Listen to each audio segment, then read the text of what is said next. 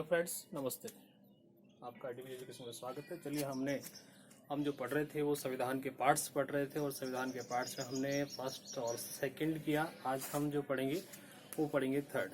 मैंने कल भी कहा था कि हम संविधान के जो 22 भाग हैं उनको क्लियर करेंगे और उनको क्लियर करने के बाद हम फिर से फर्स्ट से पढ़ेंगे कि उनमें क्या क्या है, क्या नहीं है, कौन कौन चीज़ें कहाँ कहाँ से ली गई हैं, किस प्रकार से ली गई हैं, वो सभी चीज़ें हम पढ़ेंगे।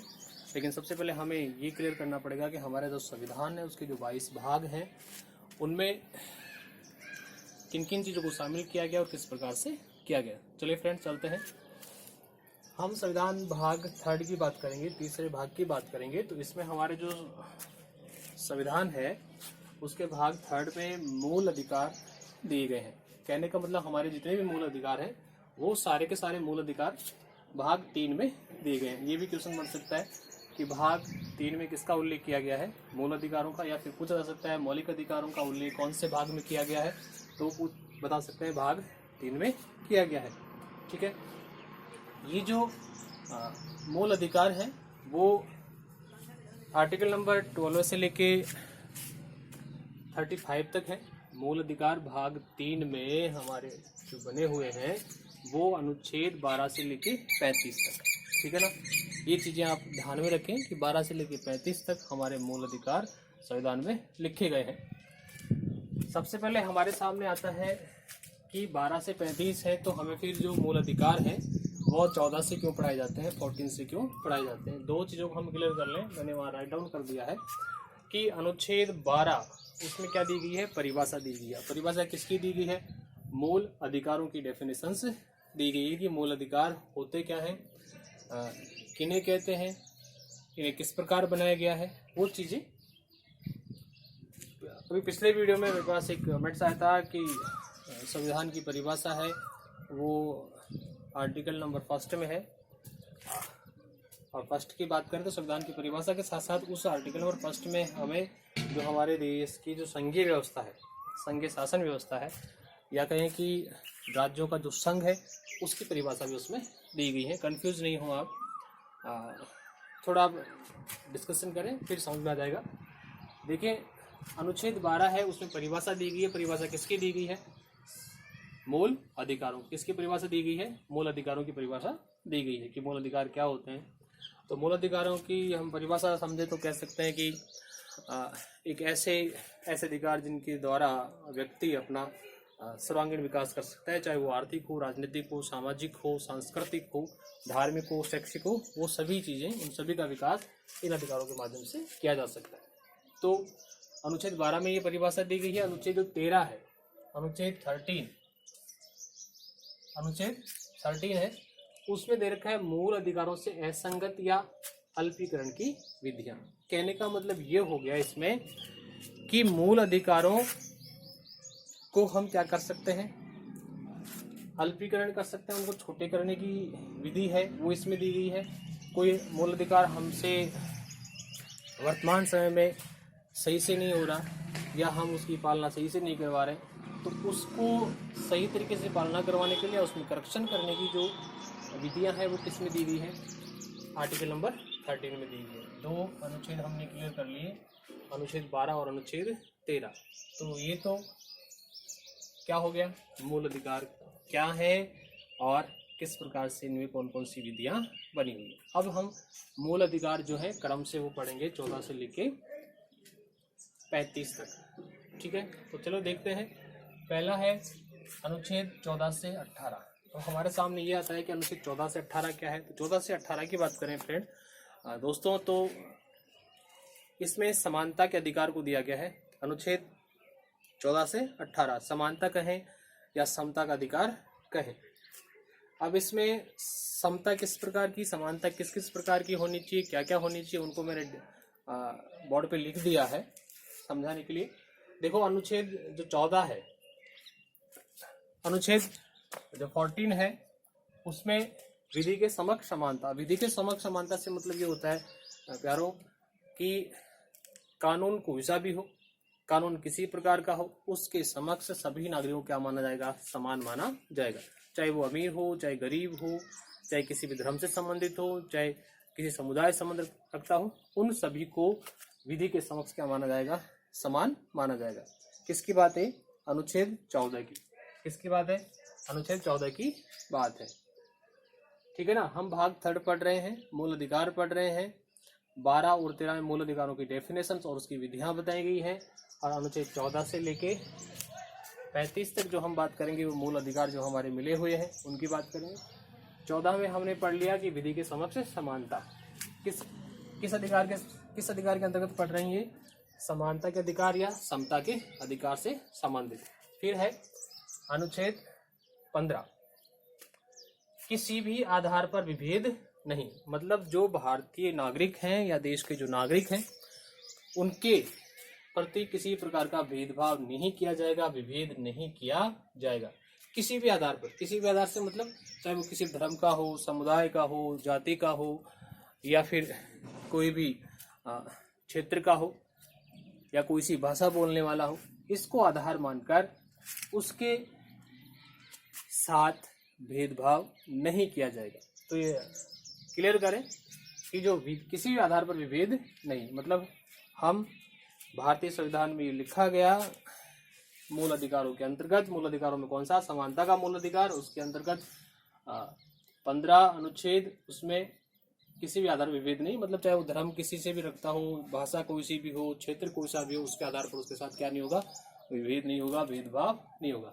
2 क्लियर, ये भी क्लियर हो गया, ये भी क्लियर हो गया। अब आर्टिकल नंबर 16 की बात कर लें। आर्टिकल नंबर 16 की बात करें तो इसमें क्या रहा है कि अवसर की समानता। अवसर की समानता मीन्स ये होता है कि सभी व्यक्तियों को अवसर दिया जाएगा, अपॉर्चुनिटी उपलब्ध करवाई जाएगी उनकी योग्यता के अनुसार। किसके अनुसार? योग्यता के अनुसार। यहाँ एक आप लिख सकते हैं, योग्यता के अनुसार।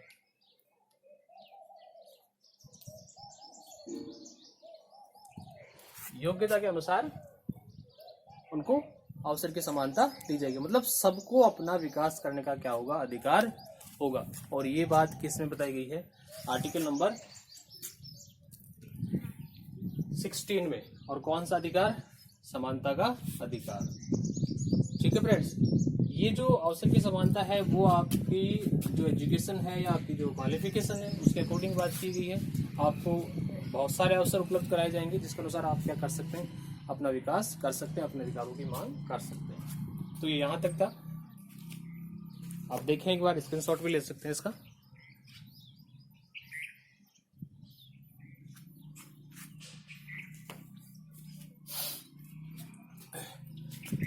इसके बाद में हम अगला जो पढ़ेंगे वो पढ़ेंगे आर्टिकल नंबर 17, अनुच्छेद 17। अनुच्छेद 17 इसमें दे रखा है अस्पृश्यता, छुआछूत का अंत। कहने का मतलब ये हो गया इसमें कि आप किसी भी व्यक्ति के साथ क्या नहीं कर सकते? छुआछूत नहीं कर सकते, अस्पृश्य नहीं मान सकते। भाई ऐसे घृणा नहीं कर सकते, आप उसको छू नहीं सकते, है ना। वो उसके लिए क्या कर रखा है? मनाही कर रखा है। अगर ऐसा आपके साथ होता है, आपके साथ छुआछूत का व्यवहार होता है, अस्पृश्यता आपके सामने झलकती है, तो आप इन अधिकारों, कौन से अधिकार की ओर? समानता के अधिकार का हवाला देते हुए आज उस व्यक्ति विशेष के खिलाफ क्या करवा सकते हैं? कार्रवाई करवा सकते हैं। इसमें जो कानून है आपकी क्या करेगा? हेल्प करेगा। डियर फ्रेंड, मैं आपके लिए मेहनत कर रहा हूँ, तो आप भी प्लीज़ मुझे सपोर्ट करें, लाइक, वीडियो सब्सक्राइब करते रहें। देखिए, अस्पृश्यता का हो गया छुआछूत, जिसे हम कहते हैं कि यार ये तो उस कास्ट का है, या उस धर्म का है, या उस समुदाय से है, ये ऐसी भाषा बोलने वाला है, तो ऐसे के साथ हम क्या नहीं कर सकते? भेदभाव नहीं कर सकते। ये हमें सोचना पड़ेगा, समझना पड़ेगा। और इसकी गारंटी कौन दे रहा है हमें? संविधान दे रहा है। संविधान का कौन सा भाग दे रहा है? 3rd दे रहा है। और संविधान के 3rd भाग में कौन है? मूल अधिकार, फंडामेंटल राइट्स, या कहें राइट्स टू इक्वलिटी, है ना। वो चीजें इस बात को इंगित करती हैं कि आप किसी के प्रति क्या नहीं कर सकते? छुआछूत का व्यवहार नहीं कर सकते। आप किसी भी व्यक्ति को या किसी भी समुदाय को मंदिर, मस्जिद, गिरजाघर, चर्च में जाने से क्या नहीं कर सकते? रोक नहीं सकते। इसके बाद में देखें फ्रेंड्स, उपाधियों का अंत। उपाधियों का अंत, इसका मतलब होता है डिग्रीज, है ना। डिग्रीज जो होती हैं उनका अंत किया गया है। अब डिग्रीज का अंत से मतलब क्या है? ये हमारे सामने बड़ी प्रॉब्लम है कि डिग्रीज उपाधियां क्या होती हैं, उनका अंत कैसे होता है। तो कहने का मतलब ये है कि जो सरकारें हैं, जो राज्य सरकारें हैं, वो कौन सी उपाधि नहीं दे सकती? धार्मिक उपाधि किसी भी व्यक्ति को नहीं दे सकती। समझ रहे हो मेरी बात? कि कोई भी सरकारें धार्मिक जो उपाधियां होती हैं वो नहीं दे सकती हैं। बस आप शैक्षिक उपाधि दे सकते हैं, सरकारी दे सकते हैं, आप टेक्निकल उपाधि जो भी होती हैं वो दे सकती हैं, मतलब एजुकेशन संबंधित सारी उपाधि दे सकते हैं, लेकिन धार्मिक गतिविधियां आधारित कोई भी उपाधि आप नहीं दे सकते। उनका अंत किया गया है इसके द्वारा, संविधान के द्वारा। और संविधान के कौन से भाग में? 3 में। किसके द्वारा? मौलिक अधिकारों के द्वारा। तो ये था हमारा कौन सा अधिकार? समानता का अधिकार, समता का अधिकार। तो डियर फ्रेंड, आई थिंक आपके समझ में आया होगा। और नहीं समझ आया तो कमेंट बॉक्स में लिखें, आप मुझे बताएं कि यहाँ क्या है, किस प्रकार से करना है, वो मैं दोबारा से आपको बता दूंगा। लेकिन फिर भी आई होप कि आपको समझ में आ गया होगा। अगर आए तो आप प्लीज़ लाइक और शेयर जरूर करते रहें। फिर इसके बाद में फ्रेंड्स हम पढ़ेंगे अनुच्छेद 19 से 22, आर्टिकल नंबर 19 से 22। हम क्रम से पढ़ेंगे सारी चीज़ें। अनुच्छेद 19 से 22, अनुच्छेद 19 से 22 है। इसमें दे रखा है आपका कौन सा अधिकार? स्वतंत्रता का अधिकार। कौन सा अधिकार दे रखा है फ्रेंड्स? स्वतंत्रता का अधिकार।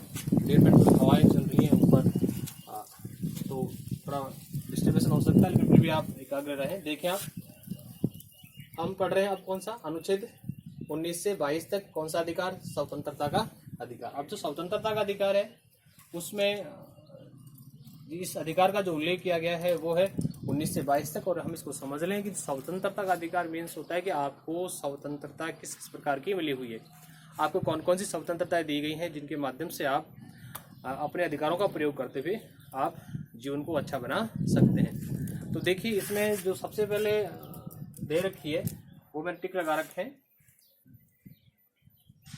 अनुच्छेद 19, अनुच्छेद 19 की बात कर लें। विचार और वाक स्वातंत्र्य। विचार और वाक स्वातंत्र्य, इसका मतलब ये होता है दोस्तों कि आप अपने विचारों को क्या कर सकते हैं? अभिव्यक्त कर सकते हैं, आप अपने विचार रख सकते हैं, आप भाषण दे सकते हैं, अपने विचारों को सबके सामने रख सकते हैं। इस पर कोई पाबंदी नहीं है, सरकार के द्वारा कोई बाउंडेशन नहीं है। अगर वो क्या नहीं हो, राष्ट्रहित में हो या राष्ट्रहित में नहीं हो तो आप नहीं दे सकते, और राष्ट्रहित में है या कहें कि अगर देश की शांति भंग होती है, देश की सुरक्षा व्यवस्था को नुकसान पहुंचता है, तो आप इससे बात से दूर हो सकते हैं। लेकिन हमारे जो संविधान है उसमें ये स्पष्ट लिखा गया है कि आप व्यक्तियों को किसी भी आधार पर अपने विचारों को प्रकट करने से नहीं रोक सकते। तो ये किसमें दे रखा है? अनुच्छेद 19 में दे रखा है। अनुच्छेद 19 में दे रखा है विचार और वाक स्वातंत्र्य, है ना। तो मतलब आप अपने विचारों को रख सकते हैं। जैसे कि मैं आपके सामने रख रहा हूँ, ये किसी कारण इसके कारण आप अपनी बात मेरे सामने रख सकते हैं। हम टीचर स्टूडेंट की आपस में बातचीत होती है, अपनी बात हम समझा सकते हैं, या फिर कहीं जो सार्वजनिक चीज़ें होती हैं उन पर अपने विचार व्यक्त कर सकते हैं। ठीक है, ये क्लियर हो गया विचार वाला। फिर इसके बाद में अनुच्छेद 20, अनुच्छेद 20 इसमें दे रखा है अपराधों के दोष सिद्धि के संबंध में संरक्षण। अपराधों के दोष सिद्धि के संबंध में संरक्षण। अपराधों के दोष संबंधी सिद्धि में मतलब ये होता है कि आपके अपराध सिद्ध हो जाते हैं, आप कोई गलती करते हैं, फिर भी आप गलती करते हैं, आपके अपराध सिद्ध हो जाते हैं, तो भी आपको ये अधिकार दिया जाता है कि आप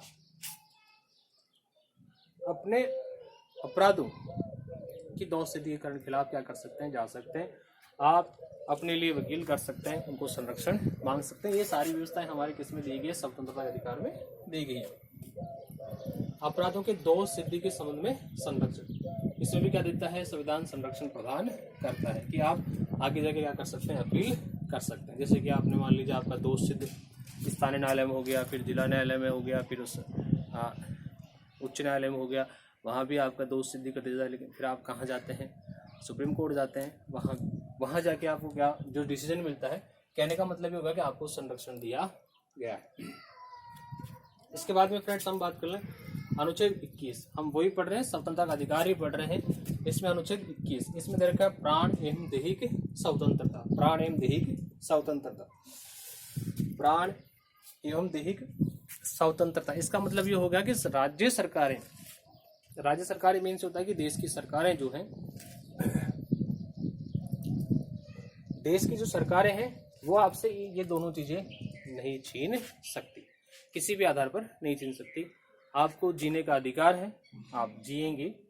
आपके प्राण नहीं ले सकती, आपकी दैहिक स्वतंत्रता जो शरीर है उसकी स्वतंत्रता को नहीं छीन सकती।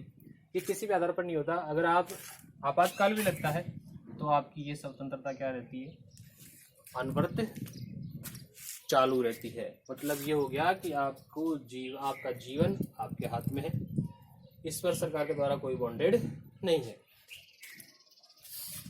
फिर 21 में तो क्या दे रखा है, प्राण एवं दैहिक स्वतंत्रता दे रखी है। तो 21 क है उसमें क्या दे रहा है, शिक्षा का अधिकार दे रखा है। इसमें जो 21 क है वो जोड़ा गया है ना, 21 क जोड़ा गया है और इसमें किसको शामिल कर दिया गया, शिक्षा लेने के अधिकार को शामिल कर लिया गया है। इसमें वही बात है,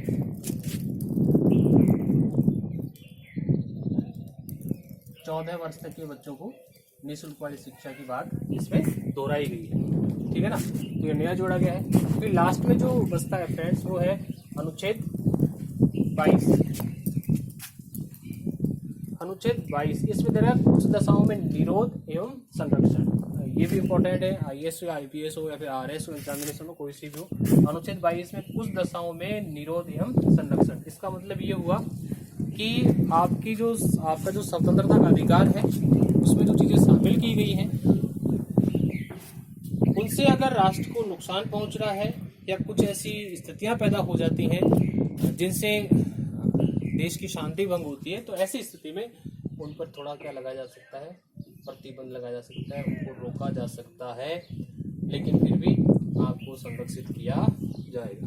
विरोध मतलब रोका जा सकता है कुछ समय के लिए, लेकिन फिर भी क्या दिया जाएगा, आपको संरक्षण दिया जाएगा। तो डियर फ्रेंड, ये हमारे दो फंडामेंटल राइट्स जो हमने पढ़े, एक तो समता या समानता का अधिकार और दूसरा स्वतंत्रता का अधिकार। अब जो हमारा अगला टॉपिक है वो होगा शोषण के विरुद्ध अधिकार।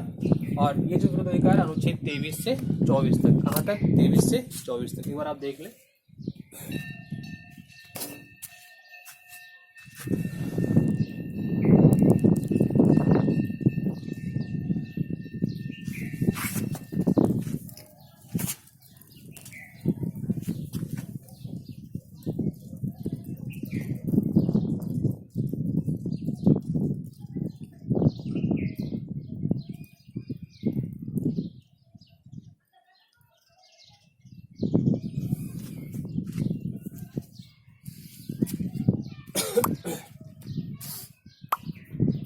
देखिए, हम संविधान के भाग 3 की बात कर रहे थे, मौलिक अधिकारों के बारे में पढ़ रहे थे। हमने 2 अधिकार पढ़ लिए हैं, समानता या समता का अधिकार, स्वतंत्रता का अधिकार। अब पढ़ लेंगे हम शोषण के विरुद्ध अधिकार, ठीक है, जो अनुच्छेद कितने में है, 23 से 24 तक है। कौन से अनुच्छेद में, 23 से 24 तक इसका वर्णन किया गया है। कौन से अधिकार का, शोषण के विरुद्ध अधिकार का। कौन से अधिकार का, शोषण के विरुद्ध अधिकार का वर्णन किया गया है।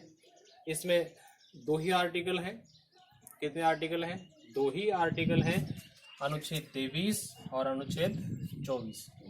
अनुच्छेद जो 23 है उसमें दे रखा है मानव के दुर्व्यापार एवं बाल श्रम का प्रतिषेध। अनुच्छेद 23 में ये स्पष्ट लिखा गया है कि जो मानव है उसका आप क्या नहीं कर सकते, व्यापार नहीं कर सकते, उसे व्यापारिक गतिविधियों में शामिल नहीं कर सकते, मतलब उसकी खरीद फरोख्त नहीं कर सकते। उसके साथ साथ ये भी दे रखा है कि बालश्रम, मतलब आप किसी से क्या नहीं ले सकते, जबरदस्ती काम नहीं ले सकते। मतलब मान लीजिए मेरे काम करने की इच्छा नहीं है लेकिन फिर भी मुझसे काम करवाया जा रहा है, तो आप ऐसा बिल्कुल भी नहीं कर सकते। तो वही बात है कि 23 क्या है, मानव के दुर्व्यापार एवं बाल श्रम का प्रतिषेध मनाही करता है। ये कौन से अधिकार की बात है, शोषण के विरुद्ध अधिकार की बात है। फिर अनुच्छेद जो 24 है उसको देख लें, कारखानों आदि में बालकों के नियोजन का प्रतिषेध। कारखानों में बालकों के नियोजन का प्रतिषेध, इसका मतलब ये हुआ फ्रेंड्स कि जो कारखाने हैं, जो फैक्ट्रियां हैं, उनमें आप छोटे बच्चों को काम पर नहीं लगा सकते। मतलब 14 ईयर से जो कम है, 14 साल से कम उम्र के बच्चे हैं उनको आप क्या नहीं करवा सकते, इनमें काम नहीं करवा सकते। तो ये हमारे 3 आर्टिकल हैं फ्रेंड, आपने समझा, ये वाला और ये वाला, ठीक है। इसको एक बार दोबारा से हम रिवाइंड करना चाहें तो कर सकते हैं जल्दी से। संविधान के भाग 3 में किसका उल्लेख किया गया है, मूल अधिकारों का उल्लेख किया गया है, या पूछा मौलिक अधिकारों का प्रावधान कौन से भाग में है, 3 में है। ये मूल अधिकार कहाँ से लेकर कहाँ तक बने हुए हैं, तो हम बता सकते हैं कि अनुच्छेद 12 से 35 तक बने हुए हैं। आपसे क्वेश्चन पूछा जाए कि 12 और 13 में किस बात का उल्लेख है, तो हम बता सकते हैं कि 12 में मौलिक अधिकार है, उनकी परिभाषा दी गई है, और जो 13 है उसमें उसकी विधियां बताई गई हैं। फिर उसके बाद में हमारे सामने आता है 14 से 18, अनुच्छेद 14 से 18, उसमें समानता या समता का अधिकार दिया गया है, जिसको हमने डिस्कस कर लिया। मतलब विधि की समक्ष समानता, किसी भी आधार पर विविध नहीं, अवसर की समानता दी गई है, स्पृश्यता का अंत किया गया है, उपाधियों का अंत किया गया है। फिर हमने स्वतंत्रता का अधिकार पढ़ा, स्वतंत्रता का अधिकार उसमें हमने पढ़ लिया कि 19 से 22 तक 19 में हमने पढ़ा विचार वाक स्वतंत्र, मतलब विचारों को अभिव्यक्त कर सकते हैं। अपराधों के दोष सिद्धि के संबंध में संरक्षण दिया गया है। अनुच्छेद 21 में प्राण एवं दैहिक स्वतंत्रता को रखा गया है। 21 के में शिक्षा को शामिल किया गया है, और अनुच्छेद 22 में कुछ दशाओं में विरोध एवं संरक्षण की व्यवस्था की गई है। इसके साथ ही हमने अनुच्छेद 23 से 24 में पढ़ा शोषण के विरुद्ध अधिकार, इसमें मानव के दुर्व्यवहार एवं बलात् श्रम का प्रतिषेध किया गया है, और कारखानों आदि में बालकों के नियोजन का प्रतिषेध किया गया है। डियर फ्रेंड, ये तो हमारा आज का टॉपिक भाग 3 मूल अधिकारों संबंधी, इसमें हमने 3 अधिकार पढ़ लिए हैं, बाकी अधिकार हम अगली वीडियो में पढ़ेंगे। तो डियर फ्रेंड, अगर वीडियो अच्छा लगे तो लाइक और शेयर करें प्लीज़, आपका सपोर्ट ही मुझे आगे पढ़ने के लिए प्रेरित करेगा। जय हिंद, जय भारत।